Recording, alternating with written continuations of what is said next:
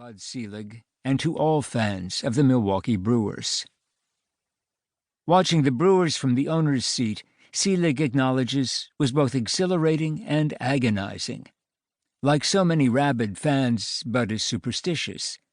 When the game was tight in the late innings, he followed a 7-minute rule. He would leave his seat and pace the hallway, hiding behind a girder. There he could figure out what was happening by the cheers or groans. For some reason, he found it less painful to hear what was happening than to actually watch the action. Unless, of course, the cheers rose in volume, and then he could race back to his seat. When Bud Selig was selected by his fellow owners as acting commissioner and then baseball commissioner, a post he would hold for 22 years, the game he loved was in drastic jeopardy. He recognized, he writes, that a sport resistant to change had to change if it was going to survive, much less thrive. The gap between the big and small market clubs was widening at an alarming rate. The same few teams made it to the playoffs year after year, dampening the hopes and attendance of fans in dozens of other cities. In these same troubled years, an unprecedented, literally unbelievable number of home runs were being hit.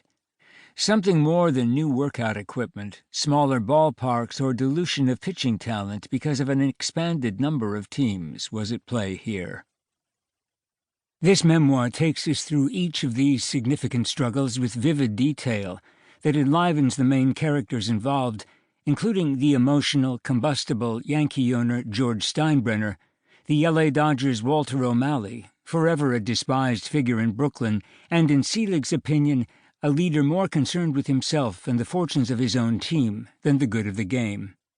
The Union's bleeping Marvin Miller, who Selig believes, despite the immense power he wielded in his fights with the owners, belongs in the Hall of Fame, and Henry Aaron, a giant on and off the field, and Selig's close friend for 60 years.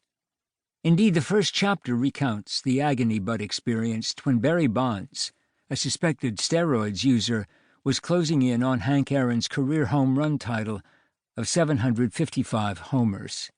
As commissioner, he felt obligated to hopscotch around the country to witness the moment when Bonds hit the homer that would make history, a contaminated milestone, given the widespread belief that Bonds, among many other players, was using performance-enhancing drugs. The watershed process of dealing with steroids in baseball was long and torturous. For years, the Players' Union adamantly refused to allow drug testing, even as the integrity of a game built upon records and statistics was put into question.